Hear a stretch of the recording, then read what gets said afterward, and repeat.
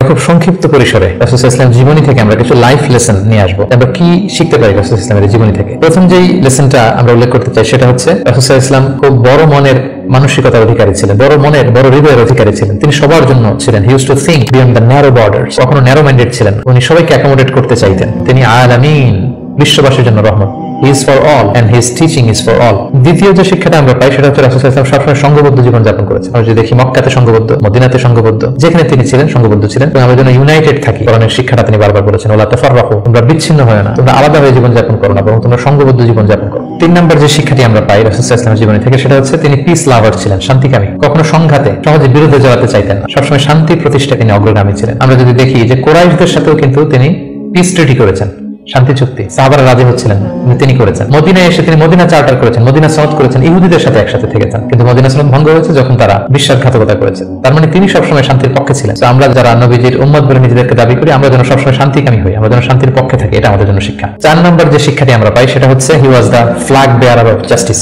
ন্যায় যেখানে, সত্য যেখানে, ইনসাফ যেখানে, জাস্টিস যেখানে, তিনি সেখানে। তার প্রমাণ আমরা দেখি 20 বছর বয়সে তিনি যখন যুবক, তখন তিনি হিলফুল ফুজুল নামে যুব সংঘ করেছেন। উদ্দেশ্য কি ছিল? মাল মাজলুম দিদ্দাল যালিম। আমরা সবসময় মাজলুমের পক্ষে থাকবো, জালিমের বিরুদ্ধে। কোন জালিম যেন কোনো ব্যবসায়ীকে, ভিনদেশীকে, কাউকে যেন ঠকাতে না পারে। মাজলুমের পক্ষে লড়বার জন্য তিনি এটা করেছেন। তার মানে ইনসাফ, জাস্টিস, ন্যায় পরায়ণতার পক্ষে তিনি সবসময় কাজ করেছেন। আমরা যেন সবসময় ন্যায় পরায়ণতার পক্ষে থাকি, এটা আমাদের জন্য শিক্ষা। 5 নম্বর যে ব্যাপারটা আমরা দেখি যে রাসূল সাল্লাল্লাহু আলাইহি ওয়াসাল্লাম পুরো জীবনটা যদি আপনারা খেয়াল করেন, সবসময় রাসূল সাল্লাল্লাহু আলাইহি ওয়াসাল্লাম একটা স্ট্রাগলের মধ্যে দিয়ে গিয়েছেন। তিনি আল্লাহর নবী, শুধু নবী নয়, শ্রেষ্ঠ নবী, আল্লাহর হাবিব। তার কাছে কোরআন নাযিল হয়েছে, তার কাছে ওহী আসতো, আল্লাহর সরাসরি সাহায্য তিনি পেয়েছেন, আল্লাহর সাথে কথা বলতেন। তারপরেও তার জীবন কিন্তু স্ট্রাগল মুক্ত ছিল না। সবসময় তিনি স্ট্রাগলের মধ্যে দিয়েছিলেন। আমরা একটু স্ট্রাগল করলে হতাশ হয়ে পড়ি, একটু বিপদে পড়লে হতাশ হয়ে পড়ি। আমরা যদি রাসূলের জীবনে দেখি তাহলে আমরা বুঝতে পারবো না, হতাশ হওয়া যাবে না, ধৈর্য ধারণ করতে হবে। কারণ struggle is the part of our life. আমার নবী স্ট্রাগল করেছেন, তিনি সংগ্রাম করেছেন। সো সংগ্রাম আমাদের জীবনের অংশ।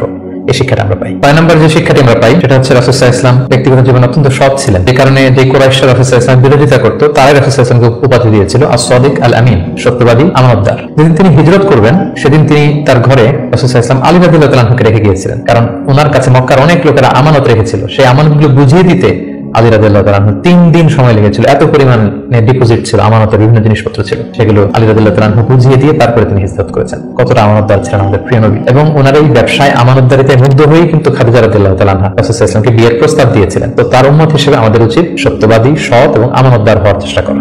7 নম্বর যে শিক্ষাটি আমরা রাসূল সাল্লাল্লাহু আলাইহি ওয়াসাল্লামের জীবনী থেকে পাই সেটা হচ্ছে রাসূল সাল্লাল্লাহু আলাইহি ওয়াসাল্লামের একটা ফ্রেন্ডলি ইন্টারঅ্যাকশন ছিল তার ফলোয়ারদের সাথে, good interaction with the followers. আমাদের অনেক লিডারদের মধ্যে একটা বসি ভাব থাকে যে আমি সব জানি, আমার ফলোয়াররা কিছুই জানে না, আমার টিমের লোকেরা কিছুই জানে না। না, রাসূল সাল্লাল্লাহু আলাইহি ওয়াসাল্লাম এটা করতেন না। কারোর কাছ থেকে কোনো ভালো কনসালটেশন, কোনো পরামর্শ আসলে পলিসি মেকিং এ তাদের কথাও তিনি রাখতেন। সুবহানাল্লাহ, এটা একটা গুড লিডারের বৈশিষ্ট্য। 8 নম্বর যে শিক্ষাটা আমরা পাই সেটা হচ্ছে রাসূল সাল্লাল্লাহু আলাইহি ওয়াসাল্লাম হেভিলি ফোকাসড ছিলেন তার মিশনে। সেই যে মক্কায় তিনি তাওহীদের বাণী প্রচার করতে শুরু করেছেন, রিসালাতের বাণী প্রচার করতে শুরু করেছেন, আখিরাতের কথা মানুষকে প্রচার করতে শুরু করেছেন। তার যে দাওয়াতের ফোকাস, এই ফোকাস থেকে কোনো প্রলোভন, কোনো লোভ, কোনো স্ট্রাগল, কোনো বিপদ রাসূল সাল্লাল্লাহু আলাইহি ওয়াসাল্লামকে এক চুল পরিমাণ নাড়াতে পারেনি। আমরা যদি জীবনে সফল হতে চাই আমাদের ফোকাস ঠিক রাখতে হবে। ফোকাস থেকে আমরা নড়ে গেলে কিন্তু আমরা সফলতার দেখা পাবো না। 9 নম্বর যে শিক্ষাটা আমরা পাই রাসূল সাল্লাল্লাহু আলাইহি ওয়াসাল্লামের কম্প্যাশনেট এন্ড মার্সিফুল অ্যাটিটিউড। রাসূল সাল্লাল্লাহু আলাইহি ওয়াসাল্লামের দয়াদ্র মানসিকতায় অনেক শত্রু কিন্তু রাসূল সাল্লাল্লাহু আলাইহি ওয়াসাল্লামের বন্ধু হয়ে গিয়েছিল, ঈমান এনেছিল। আমরা দেখেছি মক্কা বিজয় যখন করেছিলেন চাইলে পিষে মারতে পারতেন কুরাইশদেরকে, যারা বছরের পর বছর জন্মভূমি থেকে দূরে থাকতে বাধ্য করেছিল রাসূল সাল্লাল্লাহু আলাইহি ওয়াসাল্লামকে। রাসূল সাল্লাল্লাহু আলাইহি ওয়াসাল্লাম কি করলেন? বললেন যে না, লা তাসরিবা আলাইকুমুল ইয়াউম, কোনো প্রতিশোধ, হিংসা কিছু নেই, ক্ষমা করে দিলাম, যাও তোমরা স্বাধীন। এভাবে নানা ঘটনায় আমরা দেখেছি রাসূল সাল্লাল্লাহু আলাইহি ওয়াসাল্লাম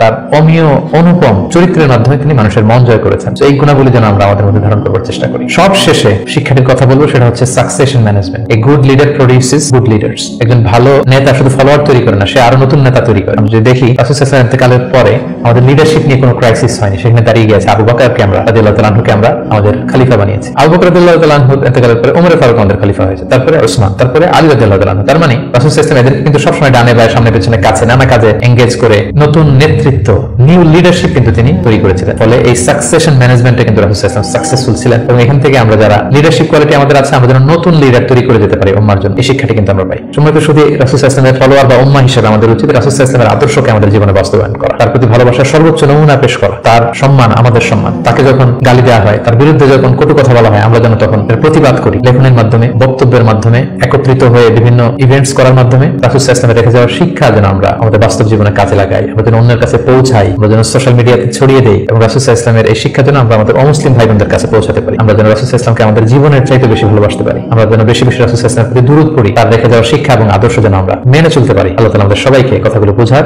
আমল করার তৌফিক দান।